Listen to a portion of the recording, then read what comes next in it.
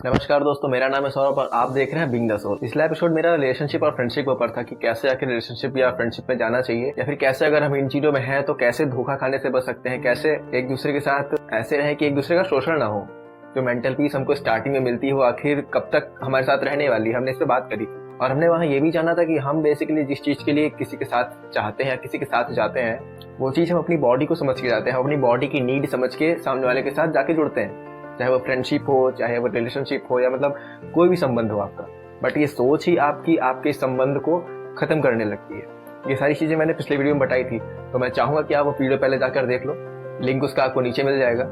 आज हम आगे बात करने वाले हैं कि आखिर दोस्त को कैसे चुने, क्योंकि वहीं पे हमने ये बात खत्म करी थी और आज हमको वहीं शुरू करनी है। तो इस एपिसोड में दोस्ती के ऊपर बात कर लेते हैं और इसके अगले एपिसोड में प्रेमी प्रेमिकाओं वाले जो रिलेशनशिप होते हैं उसके ऊपर बात करते हैं। तो चलो शुरू करते हैं, और हाँ, सब्सक्राइब जरूर कर देना।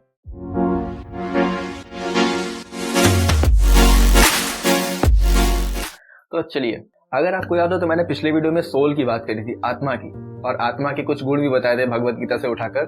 तो आज मैं फिर से भगवत गीता का सहारा लेने वाला हूँ। भगवान श्री कृष्ण ने अर्जुन को जो बोली थी और उन्होंने अर्जुन को क्या बताया था आत्मा के बारे में। तो भगवान श्री कृष्ण बोलते कि अर्जुन, तुम इस शरीर का मोह क्यों करते हो?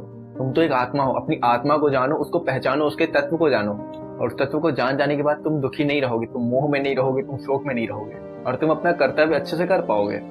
तो ये बात सुनकर अर्जुन जिस अंधकार में डूबे हुए थे वहां से उजाला आ जाता है। बट इस बात में आखिर ऐसा खास क्या है? तो खास ये है कि अर्जुन जिस मोह में डूबे हुए थे, जिस शोक में डूब गए थे, वो भारत का जब युद्ध होने लगा था कि सामने उनके पितामह थे, गुरु थे, भाई थे, बंधु थे, मतलब सगे चाचा दादा, सब लोग, मतलब सब उनके जानने वाले ही खड़े थे। और उन सबकी फॉर्म कैसी थी? फिजिकल फॉर्म थी, वो दिख रहे थे उनको, लेकिन बने सब वही 5 महाभूतों से ही थे, अग्नि, जल, वायु और आकाश और पृथ्वी। बट वो इसके पार का नहीं देख पा रहे थे कि इसके आखिर भीतर है क्या, किस ऊर्जा के कारण, किस स्रोत के कारण ये लोग जिंदा करें, इतनी जो करोड़ों की संख्या में बॉडीज है जो लड़ने के लिए आई उनके साथ, उनके अंदर एनर्जी क्या है वो उसको जान नहीं पा रहे थे। वही बस उन्होंने, मतलब कृष्ण जी ने और अर्जुन को बता दिया और वो चीज वहां समझ गए। तो चलो यही चीज हम यहाँ पे अप्लाई करते हैं कि पहली बात, दुखी होने से कैसे बचें। तो दुखी होने से बचने का सबसे अच्छा तरीका है कि आप खुद को ये शरीर ना मानकर एक आत्मा मानिए और सामने वालों को भी ऐसा ही समझिए। तो देखो उससे होगा क्या? इससे होगा कि आपके जो सामने वाले के जो बाहरी हाव भाव होते हैं, चमक धमक होती है, एक दूसरे को जज करने की आदत होती है, वो नहीं रहेगी। खासकर फिजिकल अपीयरेंस को लेकर या फिर मटेरियल थिंग्स को लेकर कि आप कितने अमीर हो, कितने गरीब हो, इस चीज को लेकर। दूसरी चीज ये कि आप में संभाव आ जाएगा। संभाव मतलब सामने वाले की प्रायोरिटी को भी आप अपनी प्रायोरिटी जितना ही मतलब मानोगे, कि दर्जा दोगे कि हाँ, अगर सामने वाले को काम है तो सच में काम है, वो हमें झूठ नहीं बोल रहा है या फिर मेरे साथ दगाबाजी नहीं करना है। इसी को लोग लोकल लैंग्वेज में ट्रस्ट बोलते हैं, लेकिन ट्रस्ट का कोई बेस नहीं होता। ट्रस्ट खुद ट्रस्ट पे खड़ा होता है, लेकिन ट्रस्ट का बेस होता है आत्मा। आप पहले उसको जानिए। अब अगर आगे बात करो दोस्त आखिर चुने कैसे? अगर हमारे सामने 4 लोग खड़े तो कैसे पता लगेगा कि कौन मेरा अच्छा दोस्त, या फिर अगर हम नई मित्रता करने वाले हैं किसी से तो कैसे आकर उनसे मित्रता करें? तो पहली चीज याद रखिए, हर ऐरा गैरा नत्थु गैरा जो आपके साथ बैठकर चाय पी लेता है या आपके साथ खड़ा होकर चौराहे पे गाली गलौज कर लेता है, वो आपका मित्र नहीं है। चाहे वो उसका पहला दिन हो, चाहे वो उसका 1 साल हो चुका हो आपके साथ ये ऊटपटांग हरकतें करते हुए। क्यों? क्योंकि अगर आपको स्पिरिचुअल ग्रोथ पर आपका सहारा नहीं बन पा रहा है, आपको मदद नहीं कर पा रहा है, तो सीधी सी बात है वो वेट्स ऑफ टाइम है, वेट्स ऑफ फीलिंग्स है आपके लिए।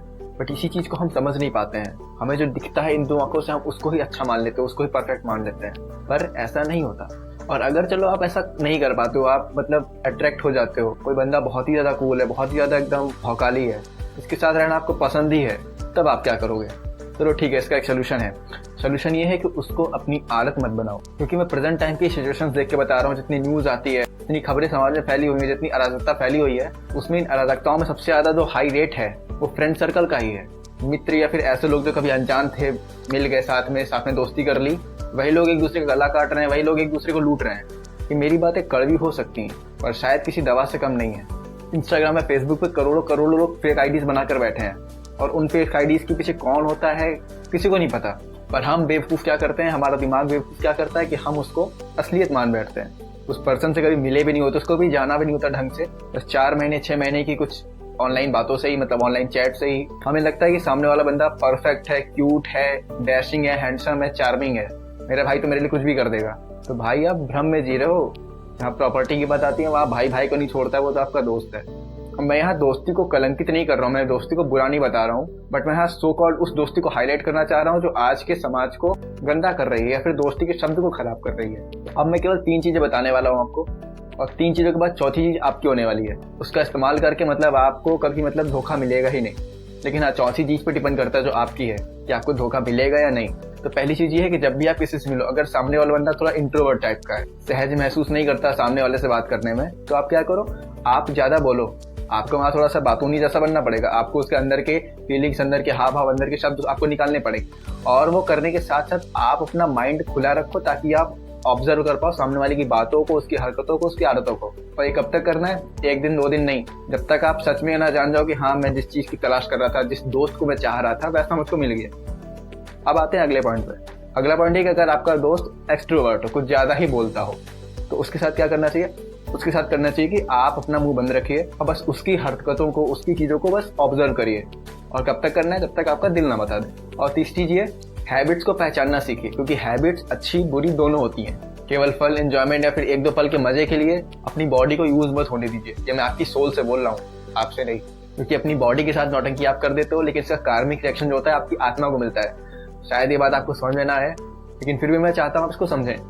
और इन 3 चीजों के बाद चौथी चीज ये कि आपकी इंटेलिजेंस, आपकी बुद्धि, आप ऑब्जर्व करने में कितनी अच्छी बुद्धि लगाते हो उस लोगों को, या फिर आप सही गलत चुनने में कितने अच्छे हो। क्योंकि फर्स्ट टाइम आप जो किसी से मिलते हो तो सामने वाला बंदा अनजान होता है, और अनजान बंदे को आप ऐसा समझ के मिल सकते हो कि हाँ भैया, मेरा तुमसे कोई मतलब नहीं, तुम्हारा हमसे कोई मतलब नहीं, पहले चलो बार्गेनिंग कर लेते हैं कि मैं जो चाह रहा था वो तुम हो या नहीं, तुम जो चाह रहे थे मैं वो हूँ या नहीं। और अगर चीजें ठीक है तो ठीक है, दोस्ती करो और जाओ आगे तक। क्योंकि मैंने पिछली वीडियो में ही बोला था कि क्वांटिटी पे नहीं, क्वालिटी पे जाओ। और हाँ, आज के समय की सबसे गंदी चीज या सबसे दुख देने वाली चीज, हम दोस्ती स्ट्रॉन्ग करने के लिए माँ बहन की इज्जत नहीं, माँ बहन की गाली का प्रयोग करते हैं। अब इस पे बहुत से लोग ऑफेंसिव हो जाएंगे कि यार ये तो मजाक में बोल देते हैं, ये तो मजे में बोल देते हैं। बट नहीं, अगर आप ऐसा करते हो तो आप डुअल नेचर वाले हो। आप वो नहीं हो जो अंदर से भी वही हो, जो बाहर से हो। आपके एक चेहरे के पीछे 4 अलग चेहरे हैं, और ऐसे ही लोग होते हैं जो चेहरे बदल बदल के धोखा देते हैं। क्योंकि मैंने अपनी लाइफ में बहुत से केसेस देखे हैं। आज जिस लड़की कोई बंदा पसंद कर रहा है, कल दूसरे दिन उस बंदी को उसका दोस्त पसंद करने लगता है। या फिर एक बिजनेस में अगर प्रॉफिट होने लगता है किसी को, सामने वाला दोस्त उसका बगल में मतलब फ्री में उसको माँ बहन ज्ञान की सुना देता है। क्योंकि हम जो भी चीज ढूंढ रहे होते हैं वो अपने लिए ही ढूंढ रहे होते हैं, अपनी ही खुशी चाह रहे होते हैं।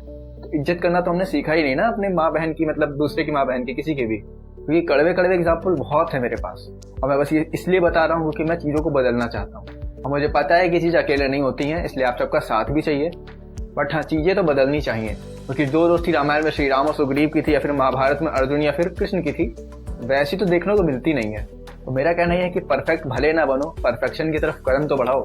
और अंत में एक वर्ड है, उसको मैं हाईलाइट करना चाहूंगा, सत्संग। इसका मतलब क्या होता है? गुड एसोसिएशन, अच्छी संगति।